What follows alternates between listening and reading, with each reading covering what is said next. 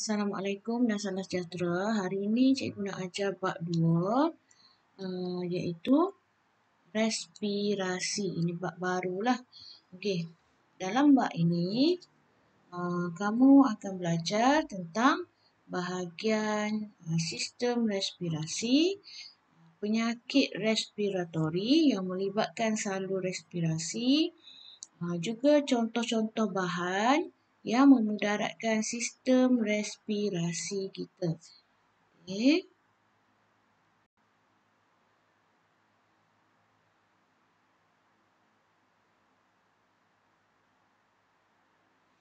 Apa itu sistem respirasi manusia?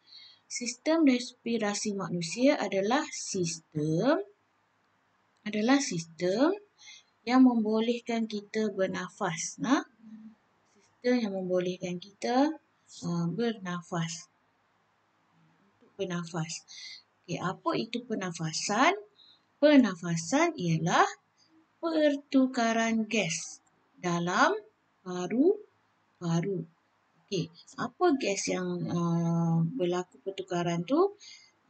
Gas oksigen kita sedut dan karbon dioksida kita bebaskan. Jadi yang masuk adalah oksigen, yang keluar adalah karbon dioksida. Itu sistem respirasi manusia. Fungsi sistem respirasi manusia. Okey.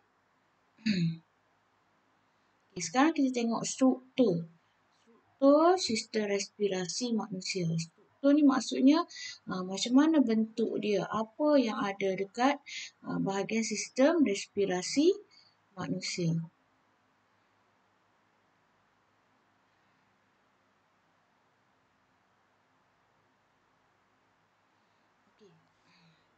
Ini adalah struktur respirasi manusia. Di bahagian atas ini ada lubang hidung.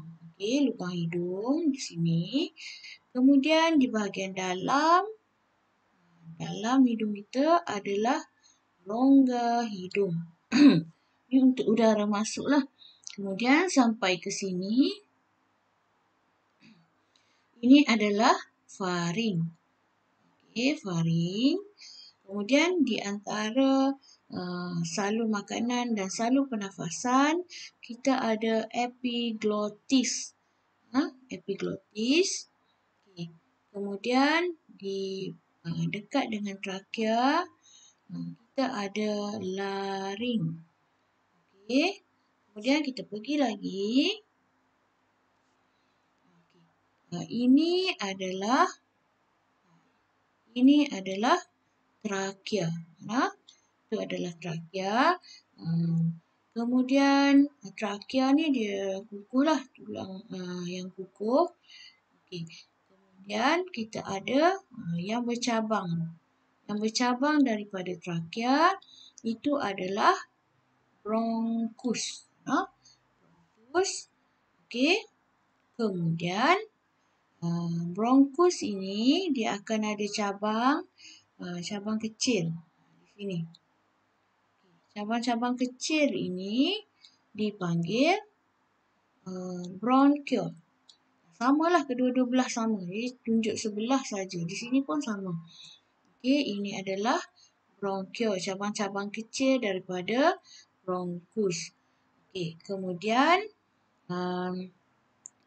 ada bulat-bulat ni, gelembung-gelembung, kantung-kantung udara. Ini bila kita tengok dari jarak dekat, bentuk dia macam ni. Okey. Ini bentuk dia.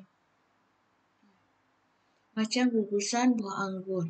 Dalam dia adalah kantung udara yang boleh memuatkan gas yang kita sedut dan kita hembus. Okey. Ini dipanggil alveolus. Alveolus. Kemudian di kiri kanan ada otot intercostal. Dia ada memegang tulang rusuk. di kiri kanan ada otot interkostal. Ini yang sudah dipotonglah ke rentas-rentas supaya kamu nampak. Ini sebelah sini yang ada tulang rusuk. Ini peparu kanan, ini peparu kiri, dan di bawah ini adalah diafragma. Diafragma. Itu adalah struktur sistem respirasi manusia. Kita tengok apa fungsi dia.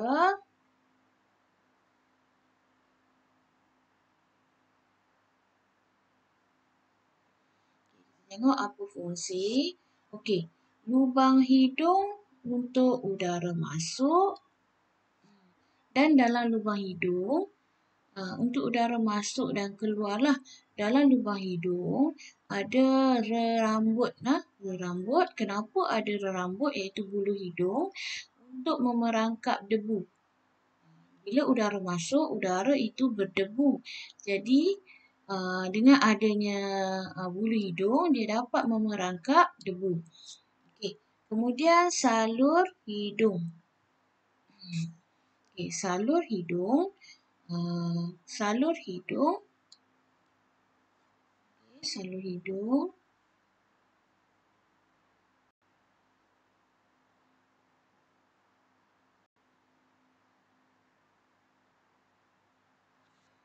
Salur hidung di bahagian ni lah. Masuk ke rongga. Pada salur hidung ini diselaputi oleh mukus. Mukus itu adalah hingus lah, lendir. Mukus yang melekit. Untuk apa mukus itu? Untuk apa hingus kita? Untuk memerangkap bakteria dan zarah asing dalam udara yang kita sedut. Jadi kalau ada bakteria, dia akan terperangkap pada lendir itu. Jadi bakteria tidak masuk dan tidak menjangkiti paru-paru. Udara masuk ke dalam paru-paru. Bila dia dah masuk ke dalam hidung, dia akan masuk ke dalam paru-paru melalui trakea. Melalui trakea. Ini trakea. Jadi dia nak masuk ke paru-paru melalui trakea. Di sepanjang trakea ada cincin rawan. Ini kamu nampak dia ada cincin rawan. Ni cincin. Ini dipanggil cincin rawan. Untuk apa cincin rawan? Untuk mengekalkan bentuk trakea. Untuk mengekalkan bentuk trakea supaya dia lebih kukuh lah bila udara masuk. Kemudian kita tengok bronkus yang bercabang dua. Bronkus apa fungsi dia? Ini bronkus. Bronkus adalah dua salur utama untuk udara masuk ke paru-paru lah. Kemudian kita tengok lagi. Bronkiol. Cabang-cabang kecil pada bronkus. Ini bronkiol, cabang-cabang kecil. Bronkiol dia lebih kecil daripada bronkus. Dan kemudian bronkiol akan bersambung dengan alveolus. Alveolus adalah kantung udara. Kamu boleh nampak di sini biru, merah, macam jaring kan? Yang jaring itu adalah kapilari darah ataupun salur darah yang meliputi alveolus. Apa pula fungsi otot interkostal? Otot interkostal dia melekat pada tulang rusuk. Kenapa? Dia nak menggerakkan tulang rusuk supaya tulang rusuk kita boleh bergerak ke atas dan ke bawah semasa kita menarik dan menghembus nafas. Sebab itu bila kita tarik nafas dan hembus nafas, dada kita akan bergerak ke atas dan ke bawah. Yang bergerak itu adalah tulang rusuk. Dan diafragma yang di bawah sekali. Diafragma yang di bawah. Ini diafragma yang di bawah. Dia mengawal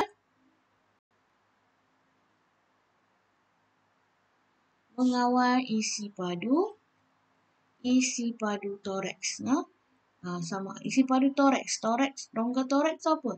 Rongga toraks itu adalah ruang dalam dada kamu. Ini rongga toraks inilah ruang dalam dada kamu. Ini rongga toraks. Jadi diafragma ni dia akan turun atau macam ni. Kalau dia turun, ruang dalam dada kamu lebih luaslah untuk mengisi gas. Itu adalah struktur respirasi. Ini kita tengok gambar dengan lebih jelas. Okey, ini alveolus, tempat pertukaran gas antara oksigen dan karbon dioksida. Oksigen masuk, karbon dioksida akan keluar melalui hembusan nafas. Di sini ada kapilari darah ataupun salur darah yang akan membawa gas-gas ini masuk ke badan kita, pergi ke jantung. Okay, itu adalah struktur respirasi. Kita tengok video struktur respirasi manusia.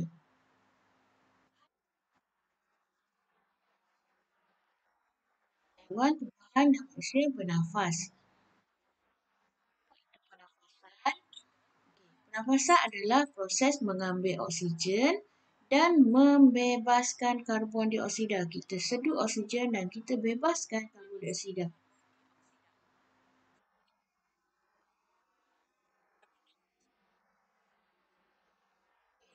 Sistem yang membantu kita bernafas adalah sistem respirasi.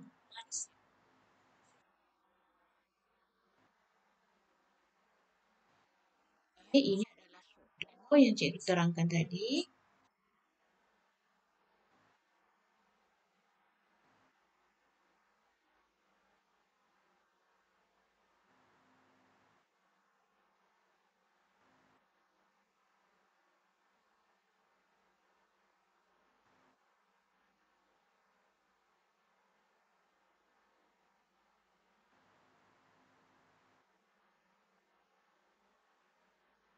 Okey, kita tengok pula mekanisme pernafasan. Okey, kita tengok mekanisme pernafasan. Maksud mekanisme pernafasan adalah macam mana cara kita bernafas. Okey.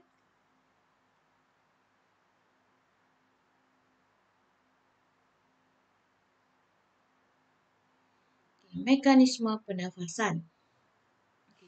Kamu boleh cuba tarik nafas dan hembus nafas dan kamu boleh rasakan dari mana udara itu masuk dan keluar. Okey.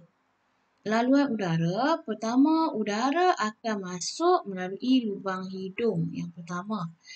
Kemudian dari lubang hidung, dia akan masuk ke rongga hidung.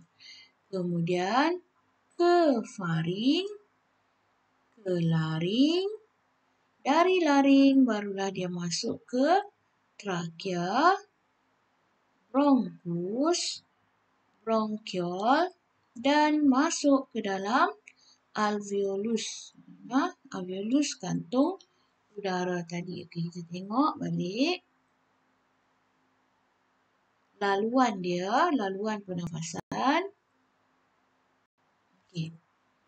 Dari lubang hidung masuk ke lubang hidung, masuk ke rongga hidung, kemudian masuk ke faring, kemudian masuk ke laring, kemudian melalui trakea. Ini trakea masuk ke bronkus dan bronkiol, kemudian masuk ke alveolus. Laluan udara. Okey. Macam mana dia boleh masuk? Kita tengok. Pertama, bila kita tarik nafas,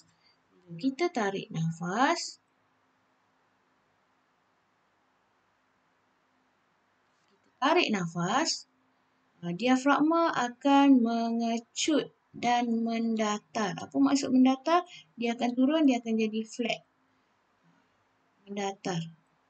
Dia akan turun ke bawah dan dia jadi rata. Mendatar tu rata. Okey, bila dia rata, kemudian tulang rusuk pun bila kita tarik nafas, tulang rusuk akan naik. Naik ke atas, dada kita akan naik ke atas, tulang rusuk bergerak ke atas dan keluar. Ke atas dan keluar. Ini bila kita tarik nafas. Bila kita tarik nafas, tulang rusuk bergerak keluar, diafragma turun ke bawah dan mendatar. Rongga toraks kita, ruang dalam ini, dalam dada kita akan semakin luas. Ruang rongga toraks iaitu ruang dalam dada kita semakin luas. Bila dia semakin luas, udara tidak cukup dalam ni, maka dia akan menarik udara dari luar masuk. Okey, jadi udara akan masuk ke dalam paru-paru sebab udara di dalam sikit, udara di luar banyak. Maka udara akan masuk ke dalam paru-paru. Okey. Ini adalah mekanisme menarik nafas. Macam mana udara boleh masuk bila kita tarik nafas? Pertama diafragma akan kecut dan mendatar ke bawah. Tulang rusuk akan bergerak ke atas dan keluar. Rongga toraks kita menjadi lebih luas dan udara dari luar akan masuk untuk memenuhi ruang yang luas tadi. Okey, macam mana pula kita hembus nafas? Okey, kita hembus nafas, diafragma kita akan naik semula ke atas. Bila kita hembus nafas dan kendur, dia akan melengkung, jadi melengkung macam ni. Kerana tadi dia mendatar sikit. Sekarang dia melengkung. Bila dia melengkung dan tulang otot interkostal menyebabkan tulang rusuk bergerak ke dalam. Bergerak ke dalam tu turunlah. Turun ke bawah dan ke dalam menyebabkan ruang dalam dada kita sempit. Ruang dalam dada kita sempit, maka udara tadi akan keluar. Dipaksa keluarlah. Dihembus keluar dari paru-paru sebab ruang dalam dada kita yang sempit. Maka berlakulah mekanisme menghembus nafas. Okey, itu cara kita menghembus nafas. Okey.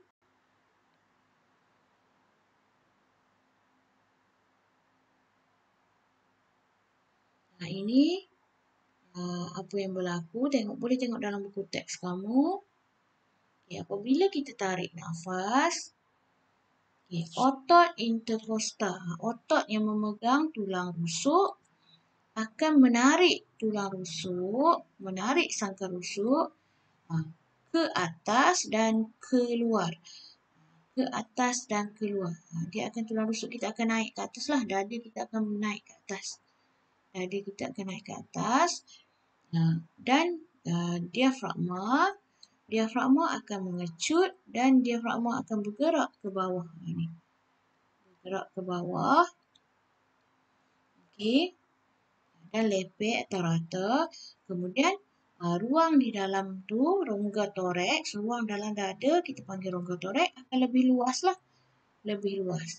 Menyebabkan tekanan udara berkurang. Apa maksud tekanan udara berkurang? Maksudnya udara kurang dalam dada kita. Udara di luar lebih banyak daripada di dalam. Jadi udara di dalam dada kita makin kurang. Okey, bila udara dalam dada kita makin kurang, rongga toraks makin besar. Jadi tidak cukup udara, maka udara dari luar akan masuk ke dalam paru-paru. Itu cara macam mana udara masuk ke dalam paru-paru. Pertama, kamu kena ingatlah ini. Urutan ni kamu kena ingat. Okey. Itu kamu kena ingatlah. Okey, macam mana kita hembus nafas?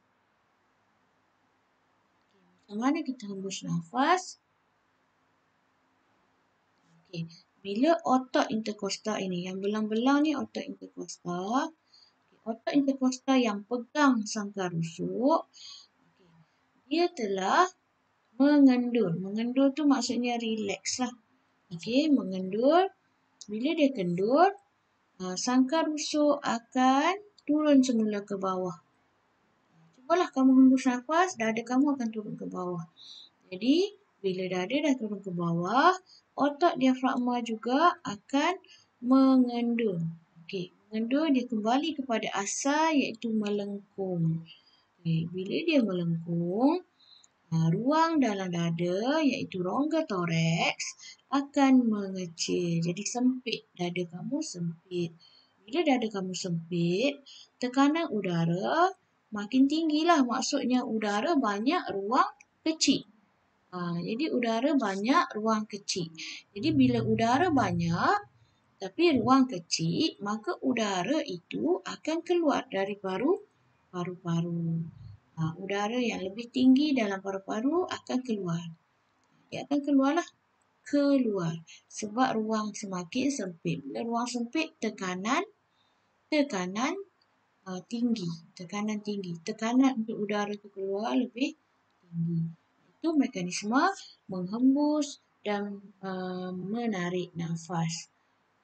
Okey.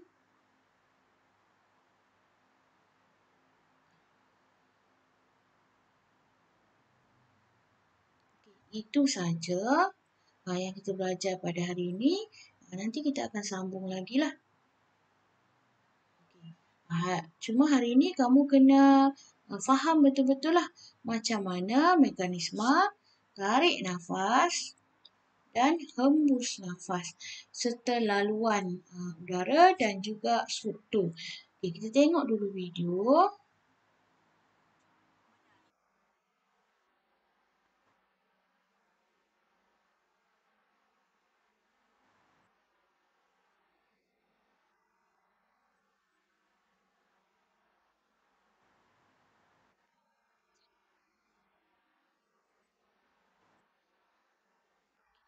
Lintasan udara semasa tarik nafas dari lubang hidung ke rongga hidung, kemudian faring, laring, trakea, bronkus, bronkiol dan juga alveolus. Ini laluan dia. Macam mana semasa menghembus nafas?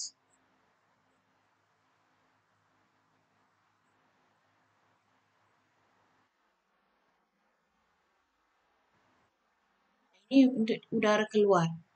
Dari alveolus dia keluar. Ni arah dia keluar. Bila kita menarik nafas,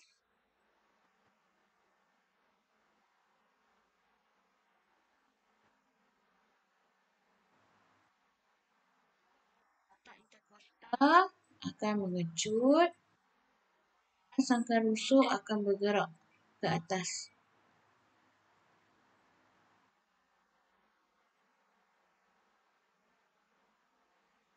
Okay. Ini yang cikgu dah terangkan tadi lah.